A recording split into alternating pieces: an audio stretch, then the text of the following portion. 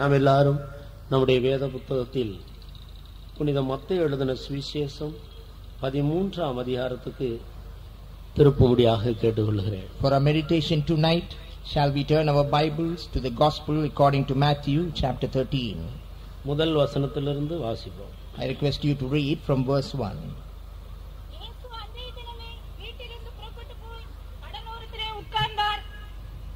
அவரிடத்தில் கூடி வந்தபடியால் அவர் படவில் ஏறி உட்கார்ந்தார். ஜனங்கள் எல்லாரும் கரையிலே நின்றார்கள். அவர் அநேக விசேஷங்களை ஊமைகளாக அவர்களுக்கு சொன்னார். கேளுங்கள், விதைக்கிறவன் ஒருவன் விதைக்க புறப்பட்டான். அவன் விதைக்கையில் சில விதை வழியருகே விழுந்தது. பறவைகள் வந்து அதை பட்சித்து போட்டது. சில விதை அதிக மண்ணில்லாத கற்பாறை இடங்களில் விழுந்தது.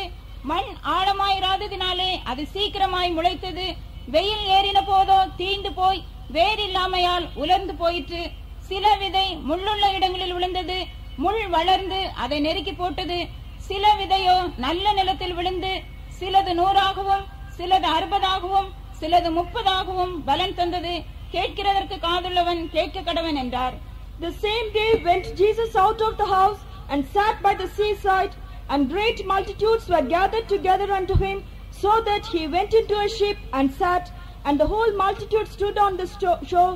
And he spake many things unto them in parables, saying, Behold, a sower went forth to sow, and when he sowed, some seed fell by the wayside, and the fowls came and devoured them up.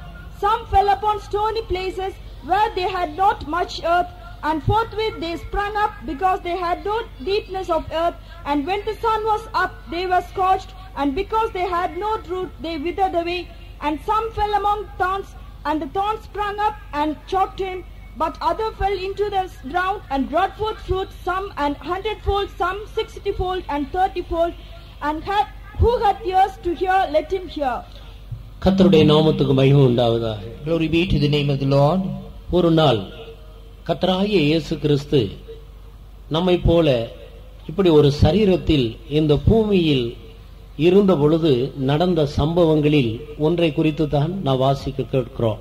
Here, the passage that we just read, this refers to an incident which happened in the lifetime of Jesus, when Jesus was on the earth having a body as we have. ஒரு நாள் மாலையில் ஒரு கடல் ஓரமாக கர்த்தராகிய இயேசு கிறிஸ்து உட்கார்ந்து கொண்டிருந்தார். One evening we read that Jesus sat by the seaside. அப்பொழுது திரளான ஜனங்கள் அவர் இருந்த அந்த இடத்தை நோக்கி விரைந்து வந்து கூடினார்கள். It was then a great multitude gathered in the place where he sat.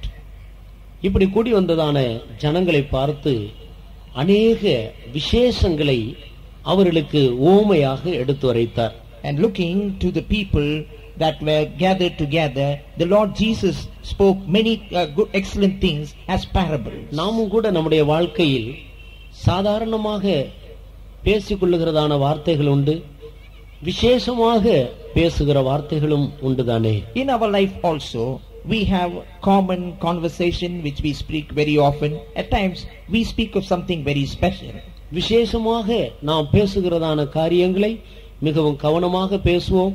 அது நிறைவேற வேண்டும் என்ற எண்ணத்தோடு நாம் அதை பேசுவோம். Those things which we converse as something special, we desire that those things should be fulfilled in our lives. அதே போல்தான் கர்த்தராகிய இயேசு கிறிஸ்து எவ்வளவோ காரியங்களை ஜனங்களுக்கு அறிவித்து வந்தார். ஆனால் சில விசேஷமான காரியங்களை அவர் அறிவிக்கும் போது ஓமைகளின் மூலமாகவே அவைகளை அறிவித்து வந்தார். Jesus Christ also spoke about many things, but there were certain things which were peculiar and which he spoke through parables. ஒரு காரியத்தை விளங்கிக் கொள்ள வேண்டும். சத்திய வேதாகமத்தில் ஓமைகளை கொண்டு கர்த்தராகிய இயேசு கிறிஸ்து எந்த இடத்திலெல்லாம் பேசியிருக்கிறாரோ அங்கெல்லாம் விசேஷங்கள் அடங்கி இருக்கிறது என்பதை நாம் விளங்கிக் கொள்ள வேண்டும். One thing we have to understand from the holy word of God is that wherever Jesus spoke through parables, we have to understand that there is something peculiar and special there. இந்த பூமியில் இருக்கிற எல்லா மனிதர்களும் பரலோகம் போக வேண்டும், சொர்க்கலோகம் போக வேண்டும், மோட்சத்துக்கு போக வேண்டும் என்றுதானே விரும்புகிறோம். All the people here living on the earth today, do not we all have a desire to go to heaven after death? கிறிஸ்தவர்கள் மாத்திரமல்ல, எல்லா மதத்தை சேர்ந்த எல்லா சகோதர சகோதரிகளும் அப்படித்தானே விரும்பி வருகிறார்கள். Not just the Christians, but then brethren of all religions, do not they desire so? இந்த இந்திய தேசத்தில் குடியிருக்கிறபடியினால் நானும் கூட தேவனுக்கு மிகவும் நன்றியுள்ளவனாக இருக்கிறேன். I am grateful to God because I am a citizen here in India. அதிகபட்ச ஜனங்கள் தேவ பக்தியுள்ளவர்களாகவே ஜீவிக்கிறார்கள். We know that many people here are pious. தேவனை பற்றியும் அவர் வாசமாயிருக்கிற பரலோகத்தை பற்றியும் ஆழ்ந்த நம்பிக்கையுள்ளவர்களாகவே ஜீவிக்கிறார். And people here have a solid faith on God and about heaven. ஆனபடியால் இப்படிப்பட்டதான மனிதர்கள் மத்தியில் ஜீவிப்பதும் கூட தேவனுடைய ஒரு இரக்கங்களில் ஒன்றாக இருக்கிறது. Therefore, one among the mercies of God is that we are dwelling in the midst of this people. ஆனபடியால் நிச்சயமாக பரலோகம் ஒன்று உண்டு. Therefore, definitely there is one place called இந்த heaven. பரலோகத்துக்கு போக வேண்டும் என்றுதான் எல்லாரும் விரும்புகிறார்கள். All of us desire to go to heaven. பரலோகம் போக விரும்புகிறவர்கள் எல்லாரும் கரங்களை உயர்த்துங்கள் என்றால் சிறு பிள்ளைகள் முதல் கொண்டு முதிர்ந்த வயதுள்ளவர்கள் வரைக்கும் சந்தோஷத்தோடு உற்சாகத்தோடு கைகளை உயர்த்துவோம் தானே. If we are given a question saying all those who want to go to heaven, then raise your hands. Then right from the young lads to the old, everyone will lift up their hands. இந்த பரலோகத்தை பற்றியும் இந்த பரலோகத்தில் பிரவேசிப்பதற்கான வழிமுறைகளை பற்றியும் இயேசு கிறிஸ்து எப்பொழுதெல்லாம் ஜனங்களுக்கு அறிவித்தாரோ அதெல்லாம் விசேஷமாகவே இருக்கிறது. When Jesus pronounced about heaven and the way one can reach to heaven, those places were something peculiar. இந்த விசேஷங்களை அவர் ஓமைகளின் மூலமாகவே எல்லா இடங்களிலேயும் அறிவித்து வந்திருக்கிறார். These peculiar truths we find Jesus proclaimed through parables. சீஷர்கள் அவரிடத்தில் வந்து நீர் ஏன் ஓமைகளை கொண்டே எங்களோடு பேசி வருகிறீர் என்று ஒரு கேள்வி கேட்டார்கள். The disciples then questioned Jesus saying, why art thou speaking about these things through parables? அப்பொழுது ஆண்டவர் அவர்களுக்கு சொன்னார், பரலோக ராஜ்யத்தின் ரகசியங்களை நீங்கள் அறிந்து கொள்ளுகிறது போல எல்லாரும் அது அறிய முடிகிறதில்லை. He then said, even as you all understand about the mysteries of the kingdom of heaven, others are not able to understand so. அப்படினால் எல்லா மனிதர்களும் தேவனுடைய ராஜ்யத்தில் பிரவேசிக்க வேண்டும் என்ற நோக்கோடு எல்லாரும் விளங்கிக் கொள்ளும்படியாக ஓமைகளை கொண்டு இவ்விதமாக பேசி வருகிறேன் என்று ஆண்டவர் பதில் கொடுத்தார். Jesus replied saying, I am speaking in parables to them because they might also understand the mysteries about the kingdom of heaven. 10வது வசனத்தையும் 11வது வசனத்தையும் வாசிப்போம். The same chapter verses 10 and 11. அப்பொழுது சீஷர்கள் அவரிடத்தில் வந்து ஏன் அவர்களோடு ஓமைகளாக பேசுகிறீர் என்று கேட்டார்கள். அவர்களுக்கு அவர் பிரதியுத்தரமாக பரலோக ராஜ்யத்தின் ரகசியங்களை அறியும்படி உங்களுக்கு அருளப்பட்டது, அவர்களுக்கோ அருளப்படவில்லை. And the disciples came and said unto him, why speakest thou unto them in parables? He answered and said unto them, because it is given unto you to know the mysteries of the kingdom of heaven, but to them it is not given. இதிலிருந்து கர்த்தராகிய இயேசு கிறிஸ்துவினுடைய அன்பு நிறைந்த அவருடைய விசாலமான ஒரு பரந்த இருதயத்தை நாம் விளங்கிக் கொள்கிறோம். From this we come to understand of the heart of love and the enlarged heart of Jesus. ஒரு மனிதனும் கெட்டு போக கூடாது, எல்லா மனிதர்களும் தேவனுடைய ராஜ்யத்தில் பரலோகத்துக்குள்ள பிரவேசிக்க வேண்டும் என்ற ஒரு பரந்த நோக்கத்தோடு விசாலமான இருதயத்தோடு கூட தான் ஆண்டவர் ஓமைகளை கொண்டு தேவனுடைய ராஜ்யத்தின் ரகசியங்களை மனிதனோடு பேசி வந்தார். The Lord expounded the mysteries about the kingdom of heaven through parables with a well spread out purpose and a plan that every person should go to heaven and be with him. அதே அதிகாரத்தில் 35வது வசனத்தில் நாம் வாசிக்கும் பொழுது, என் வாயை ஓமைகளினால் திறப்பேன், உலக தோற்றம் முதல் மறைவானவைகளை நான் வெளிப்படுத்துவேன் என்று கர்த்தராகிய இயேசு கிறிஸ்துவை குறித்து முன்னதாகவே தீர்க்க தரிசனம் அறிவிக்கப்பட்டது.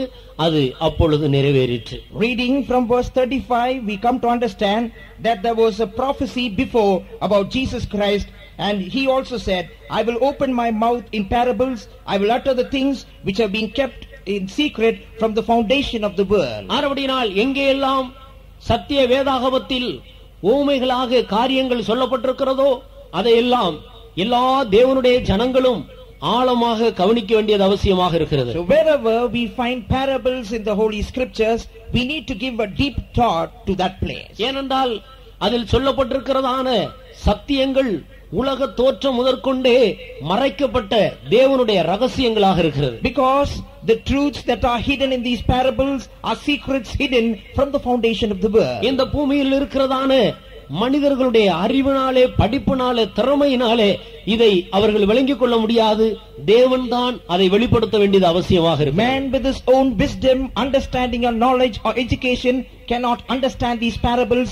God alone has to expose them to man. ஏனென்றால் இது தேவாதி தேவனுடைய ரகசியமான காரியங்கள். For these are the secret things of the Lord God. பரலோகத்துக்குள்ளே பிரவேசிப்பதற்கான விசேஷமான சத்தியங்களை தான் இந்த ஓமைகளில் ஆண்டவர் அடக்கி வைத்திருக்கிறார். The Lord has packed in these parables special truths that will help man lead or walk the way to heaven. நாம் எல்லாரும் ஓமைகள் என்றால் என்ன என்பதை அறிந்திருக்கிறோம். We all know what a parable is. காணக்கூடாதவைகளை அல்லது விசேஷமானவைகளை காணக்கூடிய சாதாரண சம்பவங்களை வைத்து விளக்கி காட்டுவதுதான் ஓமை.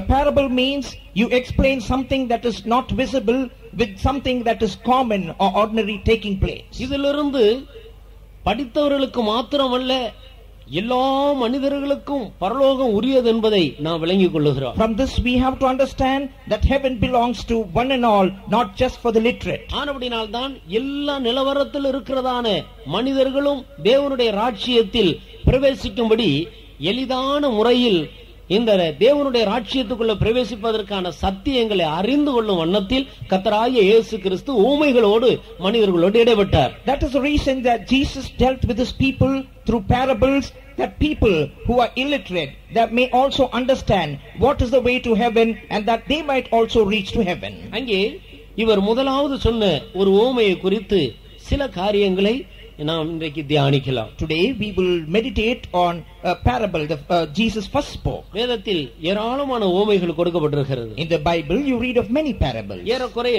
பரலோக ராஜ்யத்தை பற்றி மாத்திரம் 38 ஊமைகள் கூறப்பட்டிருக்கிறது. There are about 38 parables mentioned about the kingdom of heaven alone. இன்னும் ஜெபம் பண்ணுவதை குறித்தும் தாழ்மையாய் நடப்பதை குறித்தும் ஒருவரை ஒருவர் நேசிக்க வேண்டும் என்பதை குறித்தெல்லாம் இது அல்லாத பல ஊமைகளும் கூட வேதத்தில் உண்டு. There are certain parables as to how humbly we have to walk, how we have to love one another, and many more parables like that. இவைகளில் சிலவைகளை நாம் தியானிப்போம். கர்த்தர் அதை நமக்கு ஆசீர்வாதமாக மாற்றி கொடுப்பாராக. We are going to meditate a few of them. May the Lord bless these things. இங்கே விதை விதைக்கிற ஒரு மனிதனுடைய சம்பவத்தை சொல்லி அதில் மறைந்திருக்கிற தேவனுடைய ராஜ்யத்தின் விசேஷங்களை ஆண்டவர் நமக்கு விளக்கி வருகிறார். The Lord here speaks of how a sower sows seed, and here he also tells us the hidden mysteries about the kingdom of heaven. ஒரு மனிதன் விதையை விதைக்கும்படியாக அவன் புறப்பட்டு போகிறான். A man sets out to sow a seed.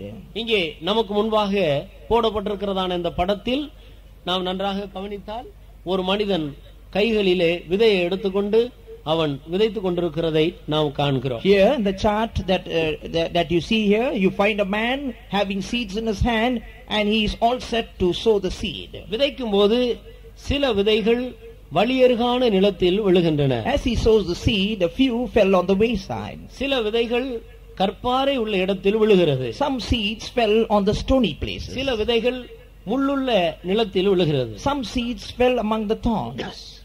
இன்னும் சில விதைகள் நல்ல நிலத்தில் விழுகிறது. Some other seeds fell on the good ground. நல்ல நிலத்தில் விதைக்கப்பட்டதான விதைகளில் சிலவைகள் 100ஆகவும் சிலவைகள் 60ஆகவும் சிலவைகள் 30ஆகவும் பலன் தருகிறதாக இந்த வேத வசனத்தில் நாம் வாசிக்கிறோம். In the scripture here you read that this among the seeds that fell on the good ground, some gave 30-fold, some 60-fold, and some 100-fold. கேட்கிறதற்கு காதுள்ளவன் கேட்க கடவன். Who hath ears, let him hear. அதனுடைய அர்த்தம் என்ன? What does it mean? இதை கேட்டு விளங்கிக் கொண்டு கீழ்ப்படியக்கூடியவர்கள் கீழ்ப்படிந்து ஆசீர்வாதங்களை பெற்றுக்கொள்ளட்டும் என்ற நோக்கத்தோடு இவ்விதமாக சொல்லப்பட்டிருக்கிறது. It has been mentioned like that those who listen to that, let them obey to that and receive blessings thereby. எல்லாருக்கும் பெரும்பாலாக காதுகள் இருக்கிறது தானே. Almost all of us have ears. ஆனா எல்லாரும் தேவனுடைய வார்த்தைகளுக்கு செவி கொடுக்கிறது இல்லையே. But not all hearken to the word of God. எத்தனையோ பேர் இதை கேட்டுக்கொண்டிருக்கும் பொழுதே கிறிஸ்தவர்கள் ஏதோ மத பிரச்சாரம் பண்ணுகிறார்கள் போல இருக்கு என்று இந்த வார்த்தைகளை உற்று கவனிக்காமல் அதை அப்படியே விட்டு போகிற பலர் உண்டு. There are some listeners who say that the Christians are engaged in some religious propaganda and they just turn a blind eye and pass away. சில பேர் என்னதான் சொல்லுகிறார்கள் பார்ப்போமே என்று வேடிக்கை பார்க்க வேண்டும் என்ற நோக்கத்தோடு சற்று நேரம் நின்று கவனித்து போகிறவர்கள் உண்டு. There are some who stand here for a while to stand as spectators to listen what we are speaking. சில பேரோ சற்று தரித்து நின்று சற்று கவனமாக கவனிக்கிறவர்கள் உண்டு. But some are there who stand here and attend to what we say. சில பேர் கவனிக்கிறதை தங்களுடைய இருதயத்தில் வைத்து சிந்தித்து பார்க்கிறவர்கள் உண்டு. But there are some who take what they hear with their ears into their heart. சிந்தித்து பார்க்கிறவர்களோ தங்களுடைய ஜீவியத்தில் பெரிய ஆசீர்வாதங்களை பெற்றுக் கொள்கிறார்கள். Those who consider these things and meditate on them receive rich blessings in their life. கேட்கிற இந்த தேவனுடைய வார்த்தைகளை தேவனுடைய வார்த்தைகளாகவே ஏற்றுக்கொண்டு அதற்கு கீழ்ப்படுகிறவர்கள் மெய்யாகவே ஆசீர்வதிக்கப்படுகிறார்கள். But those who listen to these words of God as true words of God and accept them are truly blessed. இப்படி கீழ்ப்படுகிற கூட்டத்தாரை பார்த்துத்தான் கேட்கிறதற்கு காதுள்ளவன் கேட்க கடவன் என்று ஆண்டவர் சொல்லுகிறார். And looking to this group of people, the Lord says, him that hath an ear, let him hear. இப்பொழுது இந்த ஓமையினுடைய கருத்து என்னவாக இருக்கிறது என்று சற்று சிந்திப்போம். Now we will meditate as to what the theme of this parable is. சீஷர்கள் கர்த்தராகிய இயேசு கிறிஸ்துவினிடத்தில் வந்து நீர் சொன்ன அந்த ஓமையினுடைய கருத்தை அதனுடைய பொருளை எங்களுக்கு சொல்ல வேண்டும் என்று ஆண்டவரிடத்திலே கேட்டுக்கொள்கிறார். The disciples came to Jesus and said, you should tell us the meaning, the theme of this parable. அப்பொழுதுதான் அதே 13ஆம் அதிகாரத்தின் பின்பகுதியிலே ஆண்டவர் இந்த ஓமையினுடைய பொருளை விளக்கிக் கொண்டு வருகிறார். It was then that Jesus declared to them the meaning of this parable. கர்த்தருக்கு ஸ்தோத்திரம். Praise the Lord. 18வது வசனத்திலிருந்து நீங்கள் வாசித்தால் அதை நான் விளங்கிக் கொள்கிறோம். In the same chapter, reading from verse 18, you can understand it. இங்கே விதை விதைக்கிறவனுடைய ஓமையை கேளுங்கள் என்று சொல்லி ஆண்டவர் அதனுடைய விளக்கத்தை சொல்லுகிறார். Jesus says, hear ye therefore the parable of the sower. அந்த விதைதான் தேவனுடைய வார்த்தையாக இருக்கிறது. This word of God is the seed is the word of God. ஒரு மனிதன் அந்த விதையை எடுத்துக்கொண்டு அவன் நிலத்தில் விதைக்கிறான். A man takes the seed and sows it in the field. அந்த விதைக்கிற மனிதன் தான் மனுஷகுமாரனாகிய கர்த்தராகிய இயேசு கிறிஸ்துவும் அவருடைய சீஷர்களும் அவரை பின்பற்றுகிற ஜனங்களுமாக இருக்கிறார்கள். The sower is the Lord Jesus Christ, his disciples and them that follow him. வேத வசனத்தை சரியான ஒரு வித்துக்கு ஒப்பிட்டு வேதத்தில் சொல்லப்பட்டிருக்கிறது. The word of God has been compared to a right or a good seed. ஒரு விதை என்றால் அதன் உள்ளே ஜீவன் இருக்கிறது. A seed, we understand, has life within. நாம் விதைக்கும் போது எப்படிப்பட்ட விதைகளை விதைக்கிறோமோ அதற்கு ஏற்ற விதத்தில் தான் ஒரு செடி முளைத்து எழும்புகிறது. According to the quality of the seed that we sow, we have a plant or a sapling springing up. நம்முடைய வார்த்தையும் கூட ஒரு விதைக்கு ஒப்பாகவே காணப்படுகிறது. Our word also is compared to a seed. ஏனென்றால் ஒரு மனிதனை பார்த்து நான் ஒரு வார்த்தையை சொல்லும்போது அந்த மனிதன் அதை எந்த அளவுக்கு விசுவாசித்து ஏற்றுக்கொள்ளுகிறானோ அதற்கு ஏற்ற விதத்தில் இந்த வார்த்தை அவனுக்கு பிரயோஜனப்படுகிறது. Because when we look at a person and share a word, according to the measure the person grasps the word and accepts it, accordingly will be the fruit thereof. உதாரணமாக ஒரு தகப்பனுடைய குமாரன், அப்பா எனக்கு போதுமான துணி இல்லை, என்னுடைய வஸ்திரம் கிழிந்து போய்விட்டது, எனக்கு வஸ்திரம் வேண்டும் என்று கேட்கிறான் என்று வைத்துக் கொள்ளுங்கள். Say for example, a son says, Father, I don't have enough garments, all my clothes are torn, I need fresh ones. நான் உனக்கு இன்னும் 2 நாட்களுக்குள்ளாக நல்ல துணி எடுத்து உனக்கு தைத்து தருகிறேன் என்று தகப்பனார் சொல்லுகிறார். The father says, within 2 days time I am going to purchase cloth and give you new set of clothes. இந்த வார்த்தையை அந்த மகன் விசுவாசித்து ஏற்றுக்கொள்ளும் போது இந்த வார்த்தை அவனுக்குள்ளே ஒரு சந்தோஷத்தை சிருஷ்டிக்கிறது, ஒரு நம்பிக்கையை சிருஷ்டிக்கிறது, அவனுக்குள்ளே ஒரு ஆறுதலை சிருஷ்டிக்கிறது. When the son hears these words and accept it, we find that these words create a joy, a hope and a trust also. சில நேரத்தில் தகப்பனார் சொன்ன வார்த்தையை நிறைவேற்றாமலும் போய்விடலாம். At times the father fails to fulfill what he has uttered. இன்றைக்கு மனிதர்கள் எத்தனையோ வார்த்தைகளை சொல்லுகிறார்கள், மனம் மாறி விடுகிறார். Today man speaks many things but he changes his words afterwards. குறிப்பாக எலெக்ஷன் நடக்கிற நேரத்தில் எவ்வளவோ வார்த்தைகளை மேடையிலே வாக்கு பண்ணுகிறார்கள், ஆனால் அதன் பிறகு அதை நிறைவேற்றுகிற விஷயத்தில் மிகவும் குறைவுள்ளவர்களாக போய்விடுகிறார். But we find even when the elections are held, we listen to many things on promises, but then after the time comes, these promises are not fulfilled, is what we find. பலர் ஒன்றாக சேர்ந்து ஒரு வியாபாரம் ஆரம்பிக்கிறார்கள். ஆனால் அவர்கள் ஆரம்பத்தில் பண்ணினதான அந்த வாக்குகளில் உண்மை இல்லாத சந்தர்ப்பங்கள் வரும்போது அவர்கள் பிரிந்து போகிறார்கள். In a partnership firm also we find in the beginning they in unity start the business, but after times go by they are not faithful to the word that they have uttered, therefore the partnership breaks down. இந்த குமாரன் கூட தகப்பன் சொன்ன இந்த வார்த்தையை தகப்பன் உண்மையாக நிறைவேற்றுவார் என்றதான அந்த விசுவாசத்தோடு அவன் ஏற்றுக்கொள்ளாவிட்டால் அவனுக்குள்ள ஒரு சந்தோஷமோ சமாதானமோ வராது. என்றைக்கு அந்த துணி அவனுக்கு கிடைக்கிறதோ அன்றைக்கு தான் அவன் சந்தோஷப்படுவான்.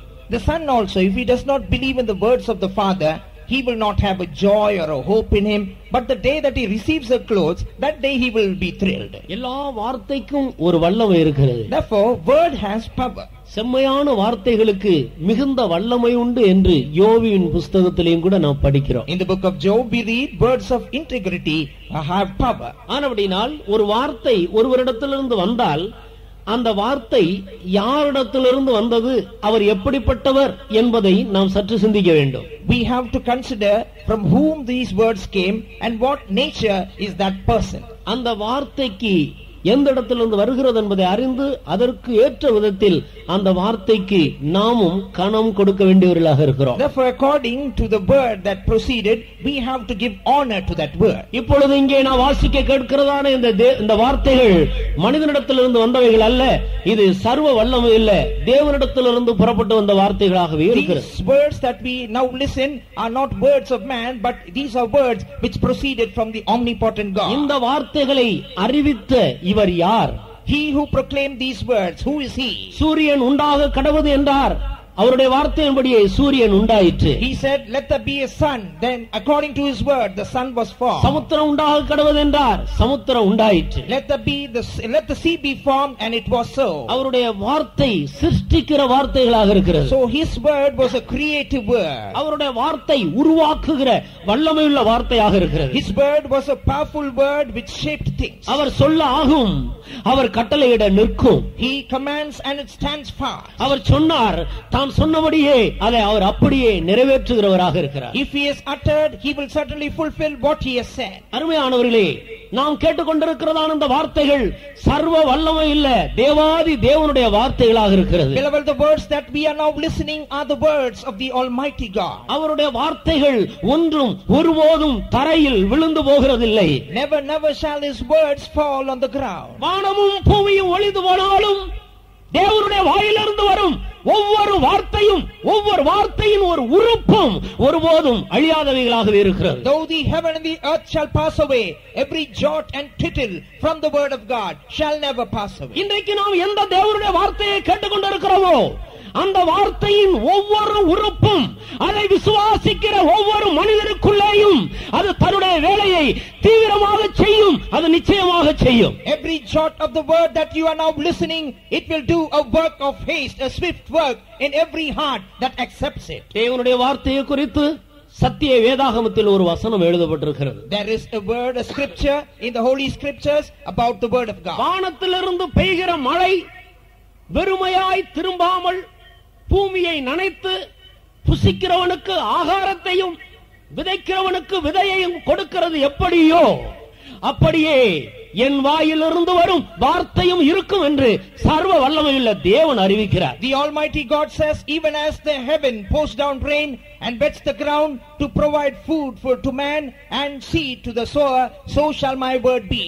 அருமையானவர்களே, Beloved, நாம் கேட்கிற இந்த வார்த்தை தேவனுடைய வார்த்தையாக இருக்கிறது. The word that we are listening tonight is the very word of God. ஆனபடியினால் இந்த விசுவாசத்தோடு ஒவ்வொரு வார்த்தைக்கும் கவனமாக செவி கொடுத்து அதை நம்முடைய இருதயத்தில் தேவனுடைய வார்த்தையாகவே ஏற்றுக்கொள்வோம். Therefore may we be attentive to every word that we are listening tonight, accepting it as the word of God. இங்கே விதை தேவனுடைய வார்த்தையாக இருக்கிறது. Here this seed is referred as the word of God. இது அழியாததும் ஜீவனுள்ளதுமான தேவனுடைய வார்த்தை. It is an incorruptible and a lively word of God. இது அழியாத வித்து என்று அப்போஸ்தலனாகிய பேதுரு தன்னுடைய நிருபத்தில் எழுதுகிறார். Peter writing in his epistle says this word is an incorruptible seed. இதில் உள்ள ஒவ்வொரு உறுப்பும் ஜீவனால் நிறைந்திருக்கிறது. Every portion of this word is packed with life. ஒரு ஜீவன் தான் ஒரு ஜீவனை பிறப்பிக்க முடியும். It's only life which can give birth to life. ஆனபடியினால்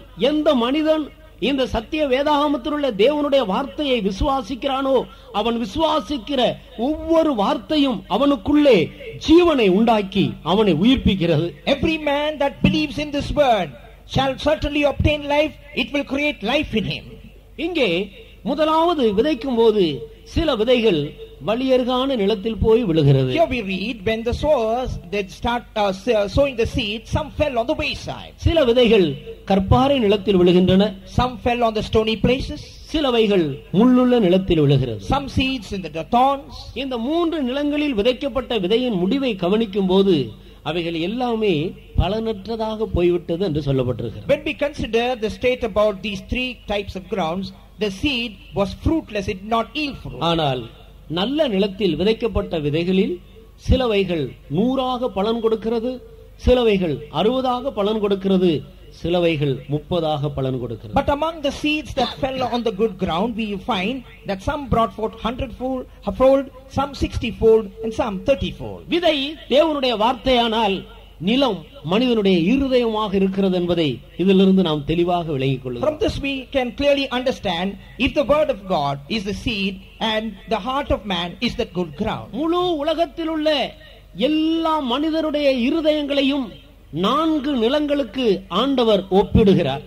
The Lord compares the state of the heart of man into these 4 grounds. 4வது நிலத்தில் 3 பகுதியாக அதை பிரித்து பேசுகிறார். The 4th ground is separated and subdivided as 3 parts. இந்த இடத்தில் 4வது நிலம் நல்ல நிலம் என்று அழைக்கப்படுகிறது. Here the 4th ground is called the good ground. அதிலே 100, 60, 30 என்று 3 பகுதியாக பிரிக்கிறார். There he separates us according to the yield 100, 60, 30. இவைகள் மூன்றும் ஒரு மனிதன் தேவனுடைய வார்த்தையை ஏற்றுக்கொண்டு தன்னுடைய இருதயத்தில் அதற்கு கீழ்ப்படுகிறதற்கு ஒப்பு கொடுக்கிற 3 வித்தியாசமான அனுபவங்களை காட்டுகிறது. Here this speaks of the 3 different experiences as to how a man accepts the word of God and yields himself to that word that he has heard. உதாரணமாக ஒரு வகுப்பில் படிக்கிற மாணவர்களை எடுத்துக்கொள்ளுங்கள். Say for example, students in the same class.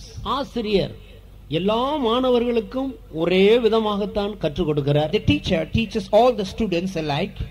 மாணவர்கள் எல்லாரும் ஒரே விதமாகத்தான் கேட்கிறார்கள். The students also listen and are attentive in the same way. ஆனால் தேர்வு முடியும் போது அவர்களுக்கு அந்த ரிசல்ட் வருகிறதான சமயத்தில் பல வித்தியாசமான விதங்களில் ரிசல்ட் வருகிறது. But when the results come, we find the results vary from every student. சில மாணவர்கள் தோல்வி அடைகிறார்கள். Some students fail. சிலர் 100 மதிப்பெண்கள் பெறுகிறார்கள். Some receive 100%. சிலர் 60 என்ற அளவில் பெறுகிறார்கள். Some score 60%. சிலர் 30 என்ற அளவில் பெறுகிறார்கள். Some score 30%. 30 மார்க்குக்கு மேல் எடுக்கிறவர்கள் பாஸ், வெற்றி பெற்றவர்கள். Those who have scored about 30 have passed. 30க்கு கீழே எடுக்கிறவர்கள் தோல்வி அடைந்தவர்கள். Below 30 you fail. அவர்கள் அடுத்த வகுப்பிற்கு முன்னேற முடியாது. You cannot be promoted to the next class. அவர்கள் தோல்வி அடைந்து அதே வகுப்பில் இருப்பார்கள். Because they fail, they will remain in the same class. இதே போல்தான் இங்கே சொல்லப்பட்டிருக்கிறதான வேத வசனமும் கூட காணப்படுகிறது. The same holds good for the word of God that you find here. இன்றைக்கு முழு உலகத்திலும் தேவனுடைய வார்த்தை நற்செய்தி அறிவிக்கப்பட்டுக் கொண்டு வருகிறது. Throughout the world the gospel of God has been proclaimed. சில பேருடைய இருதயம் அந்த தோல்வி அடைந்தவர்களுடைய நிலவரத்தை போல வலியருகான நிலமாகவும் கற்பாறை நிலமாகவும் முள்ளுகளுள்ள நிலமாகவும் காணப்படுகிறது. The hearts of some like the failed heart, that is the heart, the wayside, the thorny bush or the stony ground. அவர்கள் இந்த உலகத்தில் தங்களுடைய ஓட்டத்தை முடிக்கும் போது பரலோகம் என்ற ஒரு இடத்துக்கு அவர்கள் உயர்வடைவதில்லை. After they finish their course here on earth, they will not be promoted to this place called heaven. பரலோகத்தில் பிரவேசிக்க தகுதியற்றவர்களாக போய்விடுகிறார்கள். Because they are disqualified from reaching to heaven. ஆனால் சில பேர் பரலோகத்துக்குள்ளே பிரவேசிக்க தகுதி பெற்றுக் கொள்கிறார். But some receive worthiness to reach to heaven. அதிலேயும் 3 விதமான வித்தியாசமான தகுதியை இங்கே நாம் பார்க்கிறோம். There also we find 3 kinds of qualifications. சில பேர் 100 தகுதி பெறுகிறார்கள். Some receive worthiness 100%. அவர்கள் இன்றைக்கு கொடுக்கப்படுகிற தேவனுடைய வார்த்தைகளுக்கும் சட்ட திட்டங்களுக்கும் 100% முன்பின் யோசிக்காமல் கீழ்ப்படிந்து பின்பற்றுகிறவர்கள். Without thinking a bit or little about that, they yield 100% to the word of God shared to you tonight. நான் ஜெயங்கொண்டு என் பிதாவினுடைய சிங்காசனத்தில் அவரோடு கூட உட்கார்ந்திருக்கிறது போல என்னுடைய வார்த்தைக்கு 100% கீழ்ப்படிந்து ஜெயம் பெற்றவர்கள் என்னோடு கூட என்னுடைய சிங்காசனத்தில் உட்காருவார்கள் என்று ஆண்டவரே இவர்களை குறித்து வாக்கு பண்ணுகிறார். The Lord concerning this group of people promises saying, even as I am seated along with my Father on my Father's throne, after overcoming, so also those who believe and accept 100%, they will be on my throne as overcomers. இவர்கள் தேவன் வாசமாய் இருக்கிற அந்த புதிய எருசலேமுக்குள் பிரவேசிக்கிறவர்கள். இவர்தான் 100ஆக பலன் கொடுக்கிறவர்கள். Or in other words, these who have yielded 100% are those who enter to New Jerusalem. சிலர் அந்த அளவுக்கு ஒப்பு கொடுக்காமல் ஏதோ தங்களால் முடிந்த வரையிலும் அவர்கள் ஓரளவுக்கு 60 என்ற அளவில் ஒப்பு கொடுத்து தேவனுடைய வார்த்தைக்கு கீழ்ப்படுகிறார். But there are some other group or the next group which yield 60-fold who have given only a portion of their heart to that yielded word. அவர்கள் புதிய வானம் என்ற ஒரு இடத்தில் உயர்வடைந்து கடந்து போகிறார். So they will go to a place called New Heaven. மூன்றாவதாக இன்னும் சிலர் உண்டு, அவர்கள் 30 என்ற அளவில் பலன் பெறுகிறார்கள். There are some others who only score 30%. அவர்கள் புதிய பூமி என்ற ஒரு இடத்தில் நித்தியத்தில் பிரவேசிக்கிறார்கள். They will be promoted in eternity to a place called New Earth. இந்த மூன்று இடத்தில் ஜீவிக்கிறவர்களும் இந்த பூமியிலிருந்து இந்த உலகத்திலிருந்து எல்லா தீமையை நின்று வரப்போகிறதான நரக தண்டனையிலிருந்து தப்பி வைக்கப்பட்டு பரலோகத்துக்குள்ள பிரவேசித்தவர். So these three groups of people escape hellfire and the condemnation of the world and they enter eternity. இவர்கள் வெற்றி பெற்றவர்கள். Or in other words, they are the victors. கர்த்தருக்கு ஸ்தோத்திரம். Praise the Lord. ஆனால் மற்றவர்களோ தோல்வி அடைந்தவர்களாக இருக்கிறார். But then the other group has failed. இப்பொழுது இந்த வேத வசனத்தின் வெளிச்சத்திலே நாம் எந்த வகை நிலத்தை சேர்ந்தவர்களாக இருக்கிறோம் என்பதை நாம் தெளிவாக விளங்கிக் கொள்ளலாம். Now in the light of this particular passage of scripture, we should understand in which ground are we placed. ஆனபடியினால்தான் ஓமைகளை கொண்டு ஆண்டவர் மனிதனோடு பேசி வருகிறார். That is the reason the Lord spoke to the people with parables. இங்கே முதலாவது சில விதைகள் வழியருகான நிலத்தில் விழுகிறது. Here we read that some seeds fell on the wayside. அந்த நிலத்தில் விதைக்கப்பட்டதான விதையை பறவைகள் வந்து பொறுக்கி கொண்டு போயிற்று. ஆனபடியினால் அது பலனற்றதாக போய்விட்டது என்று அதனுடைய முடிவை குறித்து இங்கே படிக்கிறோம். As we read here, the end of the seeds was that the fowls came and devoured them and therefore they were fruitless. 18-19 வசனத்தை வாசியுங்கள். Read verses 18 and 19. ஆகையால் விதைக்கிறவனை பற்றிய உவமையை கேளுங்கள். ஒருவன் ராஜ்யத்தின் வசனத்தை கேட்டும் உணராதிருக்கும் போது பொல்லாங்கன் வந்து அவன் இருதயத்தில் விதைக்கப்பட்டதை பறித்துக் கொள்ளுகிறான். அவனே வழி அருகே விதைக்கப்பட்டவன். Hear ye therefore the parable of the sower. When anyone heareth the word of the kingdom and understandeth it not, then cometh the wicked one and catcheth away that which was sown in his heart. This is he which received seed by the wayside. கர்த்தருடைய பரிசுத்த நாமத்துக்கு மகிமை உண்டாவதாக. Praise be to the holy name of the Lord. இங்கே முதலாவது ஒரு மனிதன் விதையை எடுத்துக்கொண்டு அவன் விதைக்கிறான். சில விதைகள் வழியருகான நிலத்தில் விழுகிறதாக நாம் இந்த படத்தில் காண்கிறோம். In this picture you find a sower sowing the seed. Some seeds fall by the wayside.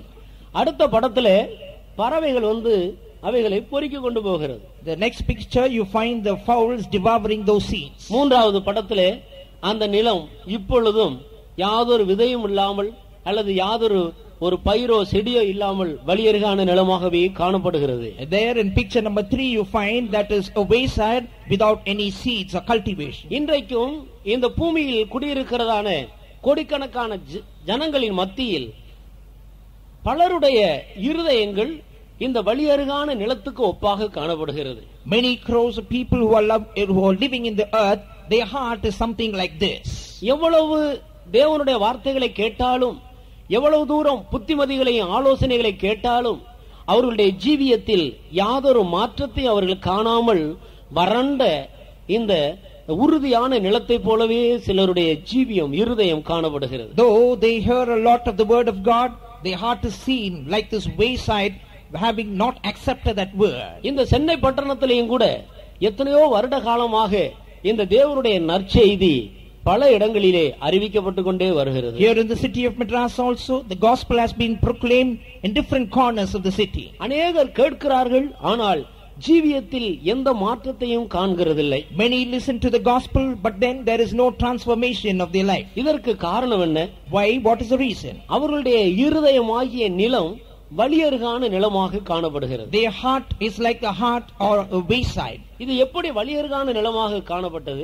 How is it found that it is a wayside? ஒரு வயல்லே வழி உண்டாகிறது என்றால் எப்படி வழி உண்டாகிறது? If there is a wayside in a field, how is it made? முதலாவது அந்த நிலத்துக்கு வேலி கிடையாது. For the first place, it has no fence. இரண்டாவது பலர் அதன் வழியாக மனிதர்களும் மிருகங்களுமாக நடந்து போகிறார்கள். Secondly, men and animals tread that path. ஆனபடியினால் அந்த நிலம் ஒரு வழியருகான நிலமாக கடின தன்மை உள்ளதாக காணப்படுகிறது. Therefore, that ground has a hard surface. It is a wayside. ஒரு மனிதன் தன்னுடைய இருதயத்தை பக்குவப்படுத்தாத பட்சத்தில் எவ்வளவு புத்திமதிகளை சொன்னாலும், எவ்வளவு தேவனுடைய வார்த்தைகளை அந்த மனிதனுடைய இருதயத்திலே விதைத்தாலும் பறவைகள் பொறுக்கி கொண்டு போகிறது, அவனுக்குள்ளே யாதொரு மாற்றமும் இல்லாமல் போய்விடுகிறது. When a man does not prepare his heart, we find though the seed is sown, that seed does not bear fruit because the fowls come and devour the seed. இந்த பறவைகள் எதை காட்டுகிறது? What do the fowls refer to? இவைகள் தான் பொல்லாங்கனாகிய பிசாசை காட்டுகிறது. These birds refer to the wicked one, the devil. இன்றைக்கு மனிதனுடைய இருதயத்தில் விதைக்கப்படுகிற நல்ல தேவனுடைய வார்த்தையை பொல்லாங்கனாகிய இந்த பறவையாகிய பிசாசு அதை உடனே பொறுக்கி கொண்டு போய் விடுகிறார். Even today, the good seed, the word of God sown in the heart of man, is taken away by the devil instantly. மனிதன் தீமையான காரியத்தை தனக்குள்ள வைத்துக் கொள்ளுகிறான். எத்தனை வருடங்கள் ஆனாலும் அது அவனுடைய ஞாபகத்தில் இருக்கிறது. ஆனால் நல்ல தேவனுடைய வார்த்தைகளை கேட்ட உடனே மறந்து போய் விடுகிறார். We find man is able to keep and harbor in his heart wicked things for a long time, but the good word of God that he listens, he forgets very soon. எத்தனையோ சந்தர்ப்பங்களில் தேவனுடைய வார்த்தையை ஞாயிற்றுக்கிழமைகளிலேயும் மற்ற கூட்டங்களிலேயும் போய் நாம் கேட்கிறோம். வீட்டுக்கு வந்து இன்றைக்கு என்ன பிரசங்கம் என்றால் தலையை சொரிகிறோம். When we also in our lives, we attend Sunday worship and other meetings, listen to good messages. When we come back home, we have to scratch our heads to recollect that message. சிலருக்கு சொல்ல முடிகிறதில்லை. Some are not able to repeat or recite that. மறந்து போய் விடுகிறது. They forget. அதே நேரத்தில் ஆலயத்துக்கு போன நேரத்தில் யாராயிலும் ஒருவர் ஒரு மோசமான வார்த்தையை சொல்லி நம்மை திட்டி இருந்தால் எத்தனை வருடம் பொறுத்து கேட்டாலும் எந்த டைம்ல எந்த போர்ஸ்ல என்னென்ன வார்த்தைகளை சொன்னார் என்பதை தெளிவாக சொல்லுவோம். But on the other hand, when you attend church, if someone speaks evil of you, you are able to repeat that or say when that person said and how that person said after many years. ஏனென்றால் பொல்லாங்கனாகிய இந்த பறவை பிசாசு அப்படிப்பட்ட வார்த்தைகளை நம்முடைய மனதிலிருந்து பொறுக்கி கொண்டு போகிறது இல்ல, ஆனால் நல்ல வார்த்தைகளை எல்லாம் பொறுக்கி கொண்டு போகிறார். The reason is these words are not taken away by the evil one, the devil, but the good seed or the good word he soon takes away. கர்த்தருக்கு ஸ்தோத்திரம். Praise the Lord. இந்த வழியருகான நிலத்தை போல இருக்கிறதான மனிதன் தன்னுடைய ஜீவியத்தில் முன்னேற வேண்டுமானால் முதலாவது அவனுக்கு ஒரு வேலி அவசியமாக இருக்கிறது. Man whose heart is like a wayside, if he has to progress, he needs a good seed. அந்த நிலத்தை சுற்றிலும் முதலாவது வேலி போட வேண்டும். He needs a fence. You should fence it. அப்பொழுது நாம் விளங்கிக் கொள்கிறோம் இது யாரோ ஒருவருக்கு சொந்தமான நிலமாகி விடுகிறது. When it is fenced, we understand that the land belongs to one particular person. இதிலே இவ்வளவு நாட்கள் நாம் உள்ளே நடந்தது போல இனி நடந்தோமானால் இந்த நிலத்துக்குரியவர்கள் நம்மை விசாரிப்பார்கள். As we have walked before, if we walk now, the owners of the land will question us. ஆனபடியினால் இனி மனிதர்கள் அதிலே நடமாட முடியாமல் தடுக்கப்படுகிறது. Therefore, after the fence, people cannot cross it. அதன் பிறகு அந்த நிலமானது உழுது பண்படுத்தப்பட வேண்டியது அவசியமாக இருக்கு. After which the land has to be dressed or plowed. அதன் பிறகுதான் அதிலே விதையை விதைக்கும் போது அந்த விதை அந்த நிலத்திலே நல்ல பலனை கொண்டு வருகிறது. It's then the seed is sown and the land brings forth good fruit. ஆனபடியினால் இந்த வழியருகான நிலத்தை போல இருக்கிற ஒரு மனிதனுடைய இருதயத்தில் அவன் நல்ல பலனுள்ள மனிதனாய் தேவனுக்கு ஏற்றவனாய் அல்லது பரலோகத்துக்குள்ள பிரவேசிப்பதற்கு தகுதியுள்ளவனாக மாற வேண்டுமானால் அருமையானவர்களே நமக்கு ஒரு வேலி தேவை. அது ஒரு வேறுபாட்டு ஜீவியத்தை காட்டுகிறது. Therefore, this wayside heart, if it is to be changed as a fruitful field, then it needs a fence. கர்த்தருடைய நாமத்துக்கு மகிமை உண்டாவதாக. Praise be to the Lord. எப்படி வேறுபாட்டு ஜீவியத்தை நமக்குள்ள கொண்டு வர வேண்டும்? This speaks of separation, how to bring separated life into our life. பரலோகம் போக விரும்புகிற ஒரு மனிதன் எப்படி தன்னை வேறுபிரித்துக் கொள்ள வேண்டும்? How can a man going to heaven separate himself? நீங்கள் இந்த பூமியில் நடக்கிற சம்பவங்களை சற்று நன்றாக கவனித்து பாருங்கள். I want you to make note of the incidents now. ராணுவத்தில் சேருகிறவர்கள் இந்த உலகத்தில் உள்ள மற்ற எல்லா ஜனங்களை பார்க்கிலும் தன்னை வேறுபிரித்துக் கொண்டு ஒரு விசேஷித்த பயிற்சி எடுக்கிறார்கள். People joining the army, we find they separate themselves. They have a separate training session. அதுபோலவே விளையாட்டு துறையில் சேர்ந்து அதிலே முன்னேற வேண்டும் என்று விரும்புகிறவர்களும் கூட மற்றவர்களை விட்டு விட்டு தன்னை சற்று வேறுபிரித்துக் கொள்கிறார்கள். The sportsmen also we find separate themselves that they might get promotion in their sports அதுபோலவே activities. நன்றாக படிக்க வேண்டும் என்று விரும்புகிற ஒரு மாணவன் சாதாரணமாக விளையாட்டுத்தனமாக இருக்கிறதான மற்ற மாணவர்களை விட்டு தன்னை வேறுபிரித்துக் கொண்டு அவன் படிப்பில் கவனம் செலுத்தினால் மாத்திரம்தான் முன்னேற முடிகிறது. In like manner, a student who if he wants to go good marks, he will not join with the playful students, but separate himself and focus his attention on his studies. இந்த சாதாரணமாக இந்த பூமியில் அழிந்து போகிறதான இவைகளுக்கே ஒரு வேறுபாடு அவசியமானால், அருமையானவர்களே, பரலோகத்துக்கு போக விரும்புகிறதான ஒரு மனிதனுக்கு இந்த பூமியில் ஒரு வேறுபாட்டு ஜீவியம் அல்லது ஒரு வேலி அடைக்கப்பட்ட ஒரு ஜீவியம் அத்தியாவசியம் அல்லவா? Beloved, if for in this world a man, if he needs progress, should separate himself, then how much more in order to go to the kingdom of heaven he needs to separate himself in this world. அதைத்தான் பக்தன் தாவீது முதல் சங்கீதத்தில் முதல் வார்த்தையாக வேறுபாடுதான் ஒரு மனிதனுக்கு அவசியம் என்பதை தெளிவாக எடுத்துரைக்கிறார். Which is why a man of God David in the first psalm as the first word stresses importance to separation. நாம் எல்லாரும் நம்முடைய கவனத்தை முதல் சங்கீதத்துக்கு திருப்புவோமா? Shall we now direct our attention to Psalm 1? துன்மார்க்கருடைய ஆலோசனையில் நடவாமலும். வேதத்தில் 150 சங்கீதங்கள் உண்டு. We have 150 psalms in the Bible. ஆனால் முதல் சங்கீதத்தில் முதல் வார்த்தையாக ஆரம்பிக்கும் பொழுதே துன்மார்க்கன் என்றுதானா ஆரம்பிக்க வேண்டும்? But the first word in the first psalm, should it start off with a wicked person? அன்பு என்று ஆரம்பிக்க கூடாதா? Should not it start with love? விசுவாசம் என்று ஆரம்பிக்க கூடாதா? Should not it start with faith? பரிசுத்தம் என்று ஆரம்பிக்க கூடாதா? Should not the psalm start with holiness? சமாதானம் என்றதான வார்த்தையை உபயோகப்படுத்த கூடாதா? Should not peace be substituted there? துன்மார்க்கன் என்றுதானா ஆரம்பிக்க வேண்டும்? Should it start off as ungodly? ஆம் பிரியமானவர்களே, அன்பு, சந்தோஷம், சமாதானம், இளைப்பாறுதல் இவைகள் வேண்டுமானால் முதலாவது துன்மார்க்கனிடத்திலிருந்து அல்லது துன்மார்க்கத்தனத்தில் நின்று ஒரு மனிதன் தன்னை வேறுபிரித்துக் கொள்வது மிகவும் அத்தியாவசியம். Yes, beloved, if one wants peace, love and rest and comfort in his life, it is essential for him to first separate from the ungodly. துன்மார்க்கருடைய ஆலோசனையில் நடவாமலும், not walking in the counsel of the ungodly, பாவிகளுடைய வழியில் நில்லாமலும், not standing in the way of sinners, பரியாசக்காரர் உட்காரும் இடத்தில் உட்காராமலும், not sitting in the seat of the scornful. இந்த மூன்று விதத்தில் ஒரு மனிதன் தன்னை வேறுபிரித்துக் கொள்ளும் போது அவனை சுற்றிலும் ஒரு வேலி காணப்படுகிறது. When a man separates himself from in these three ways, there is a fence around him. அதன் பிறகு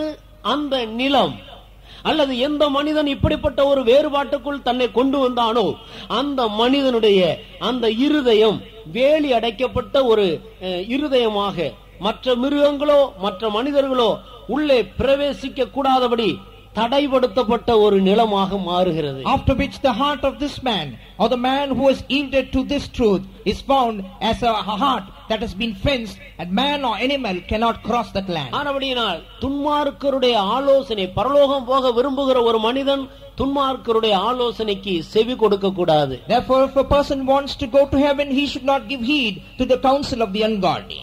துன்மார்க்கன் என்றால் யார்? Who is an ungodly man? யார் துன்மார்க்கர்? Who is an ungodly person? தேவனுடைய வார்த்தையை அலட்சியம் பண்ணுகிறவர்கள், those who despise, who are indifferent to the word of God, தேவனை தூஷிக்கிறவர்கள், those who blaspheme God, தேவன் இல்லை என்று தேவனை நம்பாமல் ஜீவிக்கிறவர்கள், those who do not trust in God, who say there is no God. ஆண்டவர் துன்மார்க்கனை அழிப்பேன் என்று சொல்லுகிறார். The Lord says, I will destroy the ungodly. ஆனபடியால் அப்படிப்பட்டவர்களுடைய ஆலோசனையை ஒரு மனிதன் கேட்கிற வரைக்கும் அவனுடைய இருதயம் வலியருகான நிலத்தை போல இருக்கும். அவன் ஒருபோதும் தன்னுடைய ஜீவியத்தில் ஒரு செழிப்பை காண முடியாது. As long as that person gives to a room to the counsel of an ungodly man, that the heart of that man will be like a wayside. பரிசுத்தமாக ஜீவிக்க விரும்புகிற ஒரு மனிதன், சமாதானத்தோடு ஜீவிக்க விரும்புகிற ஒரு மனிதன், பரலோகம் போக வேண்டும் என்று விரும்புகிற ஒரு மனிதன் இப்படிப்பட்ட ஆலோசனைகளுக்கு தன்னை வேறு பிரித்துக் கொள்ள வேண்டியது அவசியமே. A man who desires peace and love and who wants to go to heaven needs to separate himself from the ungodly. இரண்டாவதாக, பாவிகளுடைய வழியிலே அவன் நிற்க கூடாது. Secondly, he should not stand in the way of a sinner. அதனுடைய அர்த்தம் என்ன? What does it mean? பாவிகளோடு அவன் தன்னுடைய ஐக்கியத்தை வைத்துக் கொள்ளாமல் அவர்களை விட்டு விலகி தன்னை வேறு பிரித்துக் கொள்ள வேண்டும். He should separate himself from a sinful man, not mingling with them. இன்றைக்கு எத்தனையோ விதங்களில் மனிதன் பாவத்துக்குள்ளாக சிக்குண்டிருக்கிறார். Today man is captivated in many ways by sin. ஆனபடியால் பாவத்தை விட்டு நான் பிரிய வேண்டும், வேறு பிரிய வேண்டும் என்றதான ஒரு விருப்பம் மனிதனுக்கு அவசியமாக இருக்கு. Therefore it is essential that man has a desire to separate himself from sin. அந்த ஒரு விருப்பம் ஒரு மனிதனுக்குள் வருகிற வரைக்கும் அவன் பலனற்றவனாகவே இருப்பான். Till that desire springs up in the heart of man, he will be without any evil. இன்றைக்கு மனிதன் எத்தனையோ விதங்களில் தேவனுடைய வழியை விட்டு தன்னுடைய சொந்த வழியில் நடந்து தன்னுடைய ஜீவியத்தை கெடுத்துக் கொள்ளுகிறார். Today man has defined his life having drifted away from the ways of God. கலாத்தியர் 5ஆம் அதிகாரம் 19வது வசனத்திலிருந்து பாவத்தை குறித்து ஒரு பெரிய பட்டியலே எழுதப்பட்டிருக்கிறது. Galatians chapter 5 verse 19 onwards, you read a list of sins. வாசியுங்கள். மாம்சத்தின் கிரியைகள் வெளியரங்கமாயிருக்கின்றன. அவையாவன: விபசாரம், வேசித்தனம், அசுத்தம், காமவிகாரம், விக்கிரகாராதனை, பில்லி சூனியம், பகைகள், விரோதங்கள், வைராக்கியங்கள், கோபங்கள், சண்டைகள், பிரிவினைகள், மார்க்கபேதங்கள், பொறாமைகள், கொலைகள், வெறிகள், களியாட்டுகள் முதலானவைகளை இப்படிப்பட்டவைகளை செய்கிறவர்கள் தேவனுடைய ராஜ்யத்தை சுதந்தரிப்பதில்லை என்று முன்னே நாம் சொன்னது போல, இப்படிப்பட்டவைகளை செய்கிறவர்கள் தேவனுடைய ராஜ்யத்தை சுதந்தரிக்க மாட்டார்கள். Those who do such things shall not inherit the kingdom of God. இவைகள் எல்லாம் பாவமாக இருக்கிறது. So these things are the lists of sin. இவைகளிலிருந்து நான் விலகி ஜீவிக்க வேண்டும் என்ற ஒரு விருப்பம் மனிதனுக்கு அவசியம். Man needs a desire to separate himself from all these sins. இவைகள் எல்லாம் சிற்றின்பமாக இருக்கிறது. These are temporal for some time, afterwards eternal agony. ஆனால் தேவனிடத்திலேயோ பேரின்பம் இருக்கிறது. But in God you find gladness. ஒரு மனிதன் தேவனுடைய ராஜ்யத்துக்குள் பிரவேசிக்க விரும்புகிற ஒரு மனிதன் இந்த எல்லா பாவிகளுடைய வழிகளுக்கும் தன்னை விலக்கி காத்துக்கொள்ள வேண்டும். A man who desires to inherit the kingdom of God will separate himself from all these sinful deeds. மூன்றாவதாக, பரியாசக்காரர் உட்காரும் இடத்தில் உட்காராமல் இருக்க வேண்டும்.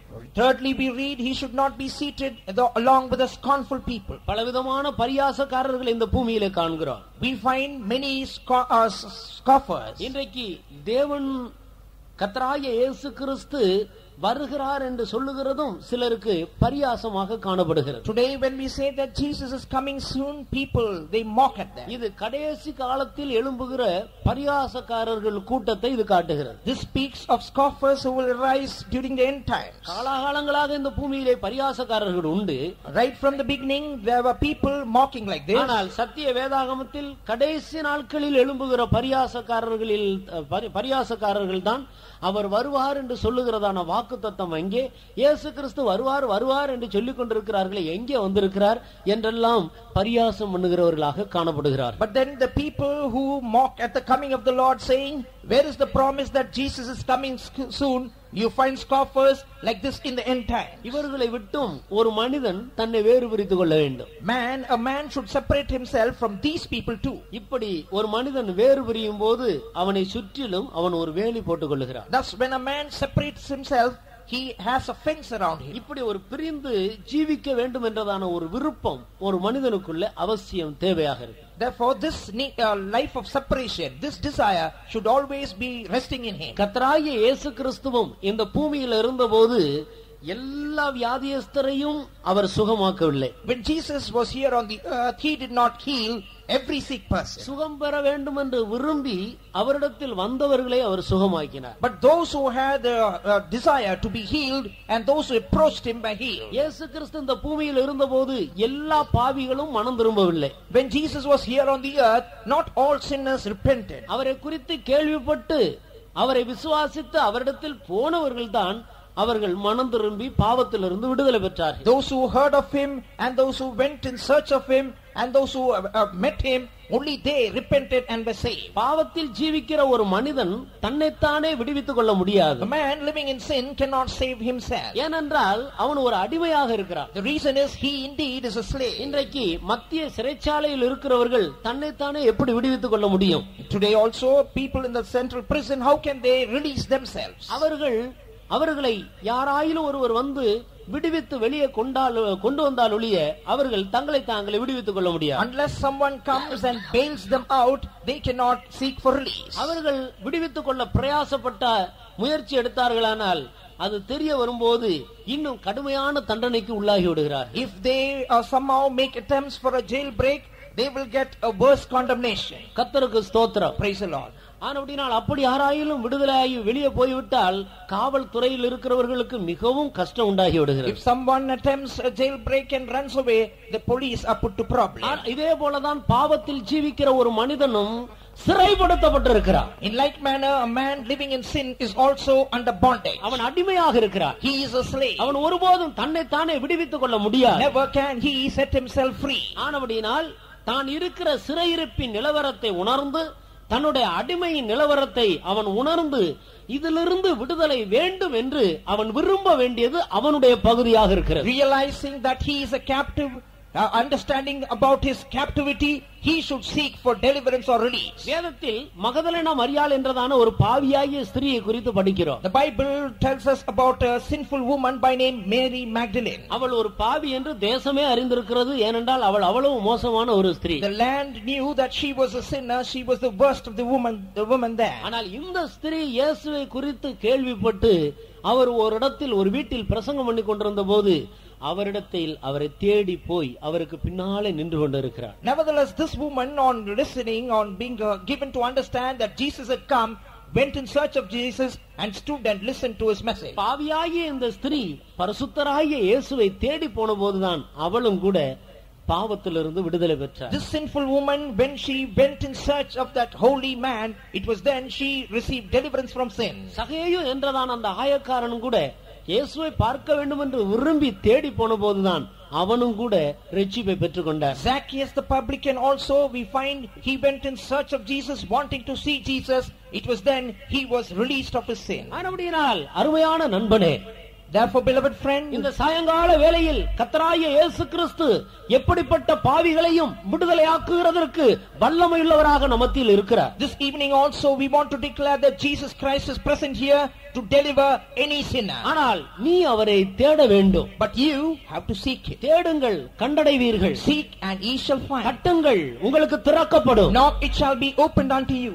ஆனபடியால் நாம் தான் அவரை தேட வேண்டியவர்களாக இருக்கிறோம். Therefore it is we who have to seek him. எந்த ஒரு மனிதன் நான் பாவி, என்னால் என்னை விடுவித்துக் கொள்ள முடியவில்லை, ஆண்டவரே என்னை விடுவியும் என்று கேட்கிறானோ அவனைத்தான் ஆண்டவர் விடுவிக்க முன்னுக்கு வருகிறார். Every man who cries out saying, Lord, I am a sinner, I want to be liberated, delivered, it was this man that Jesus will deliver. அதே போலதான் நான் வியாதியஸ்தனாய் இருக்கிறேன், என்னை சொஸ்தமாக்கும் என்று யார் தேடி வருகிறார்களோ அவர்களைத்தான் அவர் சொஸ்தமாக்குகிறார். Any person who comes in search of Jesus saying, Lord, I am a sick person, it is this man that Jesus will heal. நான் பிசாசின் பிடியில் இருக்கிறேன், எனக்கு விடுதலை வேண்டும் என்று யார் தேடி வருகிறார்களோ அவர்களைத்தான் ஆண்டவர் விடுவிக்கிறார்.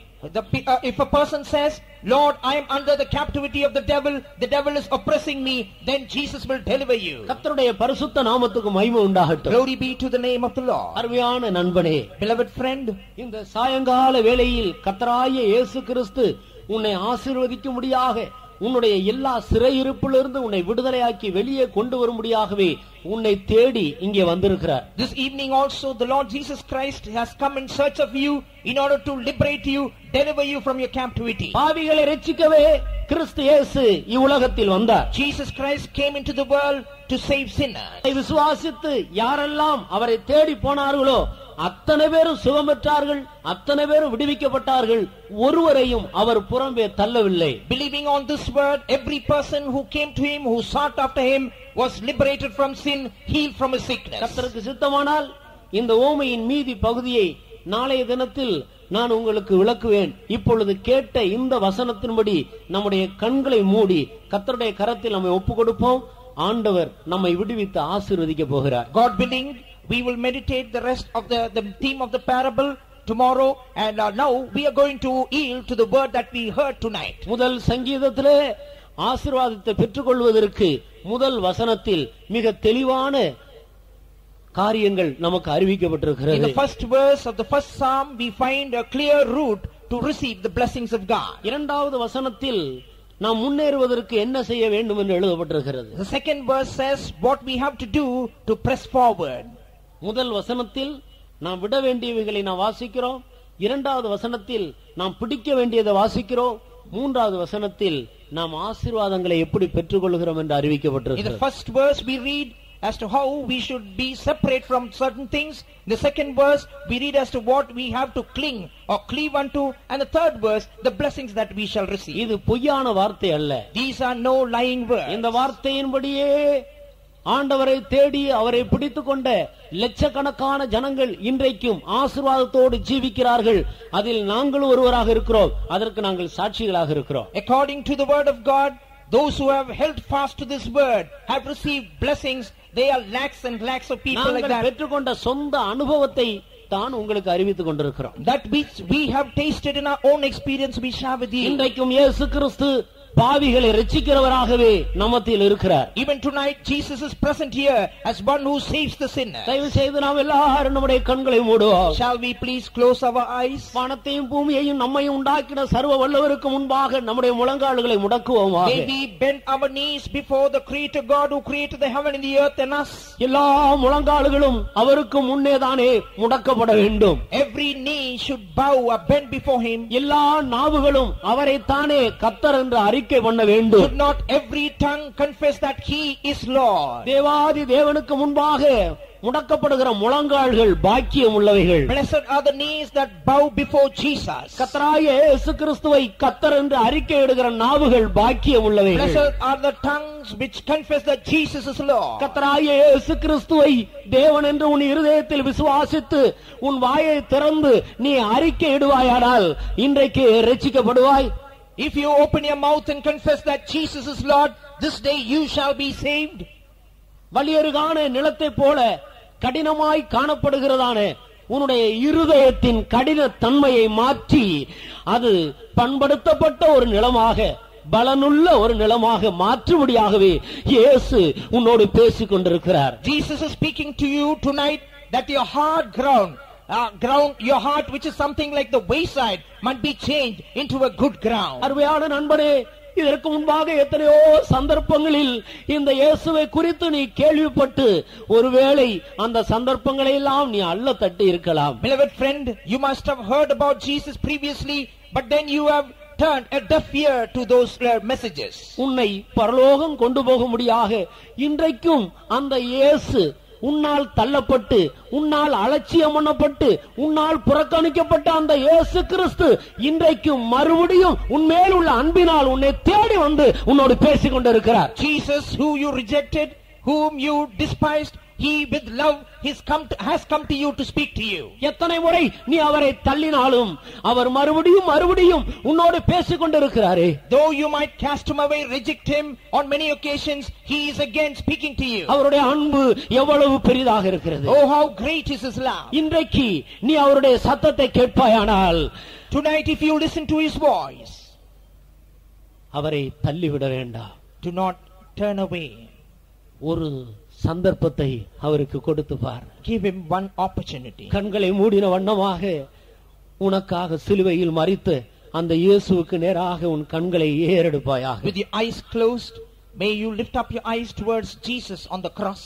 வலியருகான நிலத்தை போல கடின தன்மையால் நிறைந்திருக்கிற உன்னுடைய இருதயத்தின் தன்மையை மாற்றி உன்னை ஆசீர்வதிக்கும்படியாகவே அவர் சிலுவையில் தொங்கிக் கொண்டிருக்கிறார். He is now hanging on the cross in order to change the state of your heart, which is like a wayside, a hard ground. இனி துன்மார்க்கருடைய ஆலோசனையை கேட்க மாட்டேன் என்று அவரை பார்த்து ஒரு வார்த்தை சொல்லுவாயாக. Looking to him, may you confess saying, Lord, I will never listen to the counsel of the ungodly. இனி துன்மார்க்கருடைய ஆலோசனையை நான் கேட்க மாட்டேன். No more of giving ear to the counsel of the ungodly. அவர்களுடைய ஆலோசனையின்படி நடந்து இன்றைக்கு கொடிய வியாதியில் சிக்குண்டிருக்கிறேன். Because of their counsel now I am held up in a chronic sickness. என்னுடைய பணத்தையும் பொருளையும் நான் இழந்து போனேன். I have lost my money and substance. பாவிகளோடு நான் ஐக்கியம் வைத்து இன்றைக்கு மகா கடுமையான ஒரு இடத்துக்கு நான் வந்திருக்கிறேன். Having company or fellowship with the sinners, I am in a terrible condition. குடும்பத்தில் சமாதானம் இல்லை. No peace in my family. சந்தோஷம் இல்லை. No joy. என் பிள்ளைகளையும் என் குடும்பத்தினரையும் நிம்மதியாக போஷிக்க என்னால் முடியவில்லை. I am not able to feed my family members and my children. நான் எடுக்கிற தொழிலெல்லாம் நஷ்டமாகிக் கொண்டிருக்கிறது. The business that I am indulging in என்னுடைய is வாழ்க்கையில் lost. நிம்மதியே இல்லை. There is no rest in my life. எப்பொழுது மரணம் வரும் என்று மரணத்துக்காக காத்திருக்கிறேன். I am always awaiting death to visit me. வியாதியும் கூட என்னை சந்தித்து விட்டது. Sickness also has visited me. சரீரத்திலேயும் ஆரோக்கியம் இல்லை. No health in my body. என் வியாதியின் நிமித்தம் என் மனைவி என் பிள்ளைகளும் கூட என்னை வெறுக்கிறார்கள். Because of my sickness, my wife and children hate me. என் வியாதியினாலே என் புருஷன் என்னை தள்ளி விட்டான். My husband has rejected me because of என்னுடைய my sickness. உறவினர்கள் என்னை ஏற்றுக்கொள்ள மறுக்கிறார்கள். My relations, they reject me. மருத்துவமனையிலும் எனக்கு சிகிச்சை அளிக்க அவர்களும் மறுக்கிறார்கள். They also, the doctors have given up hope. நல்ல சிகிச்சை பெறும்படி என்னிடத்தில் பண வசதி இல்லை. I don't have money to take medicine. அருமையான சகோதரனே சகோதரியே, Beloved brother and sister, இவ்விதமான ஒரு இடத்துக்கு நீ தள்ளப்பட்டு வந்திருக்கிறாயா? are you cast to this corner? மரணம் எப்பொழுது வரும் என்று மரணத்தை தேடிக் கொண்டிருக்கிறாயா? Are you looking towards death? இல்லாவிட்டால் தற்கொலை செய்து கொள்ளலாம் என்று யோசித்துக் கொண்டிருக்கிறாயா? Or have you decided for suicide? சமுத்திரம் பக்கத்தில் தானே இருக்கிறது, இந்த சமுத்திரத்தில் போய் விழுந்து செத்து போகலாம் என்று முயற்சி எடுத்திருக்கிறாயோ? Have you made an effort to or fling yourself into the sea and die? இல்லை. உன்னை உண்மையாக நேசிக்கிற ஒரு தேவன் இன்றைக்கு உன்னை தேடி வந்து உன்னோடு பேசிக் கொண்டிருக்கிறார். But a God who truly loves you has come in search of you. He is speaking to நீ you. மரிப்பதில்லை. You will not die. நீ அழிவதில்லை. You will not perish. நீ பாவத்தில் நீ அழிய மாட்டாய். You will not die in sin. உனக்கு இருக்கிற வியாதி உன்னை அழிக்க முடியாது. The sickness in you cannot consume you. உன்னுடைய குடும்பத்தின் வறட்சி நீடித்திராது. The drought in your family will not continue. இன்றைக்கு உன் வறட்சியை மாற்றி உன்னை செழிப்புள்ளவனாக்கும்படி ஒரு தேவன் உன்னோடு பேசிக் கொண்டிருக்கிறார். The Lord is speaking to you to remove famine and continue to be prosperous in your life. நிச்சயமாகவே உனக்கு ஒரு மறுவாழ்வு உண்டு. Certainly there is prosperity for you. உன் குடும்பத்தில் ஒரு நல்ல செழிப்பை ஆண்டவர் உனக்கு கொடுக்கும்படி உன்னை தேடி வந்திருக்கிறார். The Lord has come here to command blessing to your family. உன்னுடைய சரீரத்தில் உள்ள வியாதி உன்னை விட்டு நீங்கி உனக்கு நல்ல ஆரோக்கியத்தை கொடுக்கும்படி இயேசு உன்னை தேடி வந்திருக்கிறார். Jesus has come in search of you to remove your sickness, to grant you health and cure. உன்னுடைய வாழ்க்கையில் ஒரு பெரிய திருப்பம் வரப்போகிறது. There is a great transformation awaiting your life. இயேசுவை ஏற்றுக்கொள்வாயாக. May you take in Jesus. இந்த இயேசுவுக்கு உன் இருதயத்தை திறந்து அவருக்கு ஒப்பு கொடுப்பாயாக. Open your heart and take Jesus in. அவர் உன்னிடத்தில் பணத்தை கேட்கவில்லை. He is not asking your money. வேறு எந்த பொருளையும் கேட்கவில்லை. No other substance. வேறு எந்த நன்மையையும் அவர் உன்னிடத்தில் எதிர்பார்க்கவில்லை. He does not expect goodness. என்னை விடுவியும் என்று முழு இருதயத்தோடு அவரை நீ ஏற்றுக்கொள்ள வேண்டும் என்றே உன்னிடத்தில் கேட்டுக்கொண்டிருக்கிறார். But he wants you to accept him, saying, Lord, deliver me. Kalvari சிலுவையில் இயேசு உனக்காகவே தொங்கிக் கொண்டிருக்கிறார். Jesus is hanging for you on the cross. அவர் முழு உலகத்தின் பாவங்களையும் சுமந்து சிலுவையிலே தீர்த்திருக்கிறார். He has taken all the sins of every person of the world. அருமையான சகோதரனே சகோதரியே, உன்னுடைய பாவமும் அந்த சிலுவையிலே தீர்க்கப்பட்டிருக்கிறது. Beloved brother, sister, your sin was crucified on the cross. உன்னுடைய வியாதியும் சிலுவையிலே தீர்க்கப்பட்டிருக்கிறது. And your sickness also on the cross. உன்னுடைய சாபம், உன் பிள்ளைகளுடைய சாபம், உன் குடும்பத்தினுடைய சாபம் சிலுவையிலே தீர்க்கப்பட்டிருக்கிறது. Your curse, the curse in your family has come to an end on the cross. இயேசுவை விசுவாசிப்பாயா? Just believe in Jesus. தயவு செய்து கண்களை திறக்க வேண்டாம். Don't open your eyes. தேவ சமூகம் நம்மத்தியில் இறங்கிக் கொண்டே இருக்கிறது. The presence of God is descending. Kalvari சிலுவையிலிருந்து சுகமாக்குற வல்லமை இறங்கிக் கொண்டே இருக்கிறது. The healing power is descending from the cross of Calvary. உன் பாவத்தை மன்னிக்கிற இயேசுவின் பரிசுத்த இரத்தம் உன்னை நோக்கி வந்து கொண்டே இருக்கிறது. The holy blood of Jesus is coming towards you to cleanse you from your sin. உன் சாபத்தை நீக்குகிற வல்லமை இறங்கிக் கொண்டே இருக்கிறது. Power to dispel your curse is descending. இயேசு உன்னுடைய வழியருகான நிலம் போன்ற நிலத்தை சுற்றிலும் வேலி அடைத்துக் கொண்டே இருக்கிறார். Jesus is now laying a hedge around your heart, which is like a wasteland. இனி நீ வழியருகான நிலம் அல்ல. You are no more a land of the wasteland. வேலி அடைக்கப்பட்டிருக்கிறாய். You are fenced. இயேசு கிறிஸ்து உன்னை சொந்தமாக, அவருக்கு சொந்தமாக உன்னை ஏற்றுக்கொண்டிருக்கிறார். Jesus has accepted you as his own. இனி உன்னுடைய வாழ்க்கையில் தோல்வி இல்லை. No more defeat in your life. இது சத்தியமான வார்த்தை. This is truth. இன்று முதல் உன்னுடைய தோல்விகள் ஜெயமாக மாறுகிறது. All your defeat is changed as victory from today. உன்னுடைய வியாதியை நீக்கி உன்னை ஆரோக்கியத்தால் நிரப்புகிறார். He is filling you with health, removing sickness. சூரிய வெளிச்சம் ஒரு மனிதன் மேல் படும்போது அதனுடைய உஷ்ணத்தை நாம் உணர்கிறோம் தானே. We are able to feel the pinch of the heat when the sun shines. மழை பெய்யும் போது நாம் மழையில் நனைகிறதை உணர்கிறோம் தானே. When the rain pours down, we get wet and அதே போலவே இயேசுவை விசுவாசிக்கிற அநேகருடைய உள்ளங்கள் அவருடைய சமூகத்தை, அவருடைய பிரசன்னத்தை உணர்ந்து கொண்டே இருக்கிறது. In like manner, many hearts that believe in him are feeling his presence. உன் வாயை திறந்து இயேசுவே நான் பாவி, என்னை மன்னியும் என்று ஒரே ஒரு வார்த்தை சொல்லிக்கொண்டே இரு. One word from your mouth, Jesus, I am a sinner, pardon me. நீ எப்பேற்பட்ட பாவியா இருந்தாலும் உன் பாவம் ஒரு இமை பொழுதிலே உன்னை விட்டு நீக்கப்படுகிறது. Whatever be the nature of your sin, in one moment your sin will be dispelled. நான் பாவி என்று மாத்திரம் ஒத்துக்கொள்வாயா? Just say, Lord, I am a sinner. நான் பாவி, என் பேரில் கிருபையாயிரும். Lord, have mercy on me, I am a sinner. இயேசுவே உம்முடைய இரத்தத்தால் என் பாவங்களை மன்னியும். Wash my sins through your blood. என் இருதயத்தை கழுவும். Wash my heart. என்னை சுத்தமாக்கும். Make me pure. உம்முடைய தழும்புகளால் என் வியாதியை சொஸ்தமாக்கும். Heal my sickness with thy stripes. என் சாபத்தை நீக்கிவிடும். Remove curse from me. இன்று முதல் நான் உம்மை பின்பற்றுவேன். I will follow thee. இந்த வார்த்தையை சொல்லிக்கொண்டே இருங்கள். Keep confessing these நாங்கள் words. பாட்டு பாட போகிறோம். We are going to sing. ஆண்டவருடைய பெரிய சமூகம், அவருடைய பெரிய வல்லமை இந்த இடத்தில் இறங்கும். The great and the power and the presence of God will descend here. இப்பொழுதும் இறங்கிக் கொண்டே இருக்கிறது. Even now it is descending. இங்கே மாத்திரம் அல்ல, Not only here. எந்த இடத்திலிருந்து யாரெல்லாம் இந்த வார்த்தையை விசுவாசிக்கிறார்களோ அங்கே எல்லாம் இந்த ஆண்டவருடைய வல்லமை புறப்பட்டு போய் அவர்களை விடுதலை ஆக்கும். Wherever a person is, if he believes this word, the power of God will descend. இதாயில பகதுன பௌஷிடகதுன பௌத்னாயில இதாயில பௌஷிடகதுன பௌத்னாயில. Praise you, Jesus.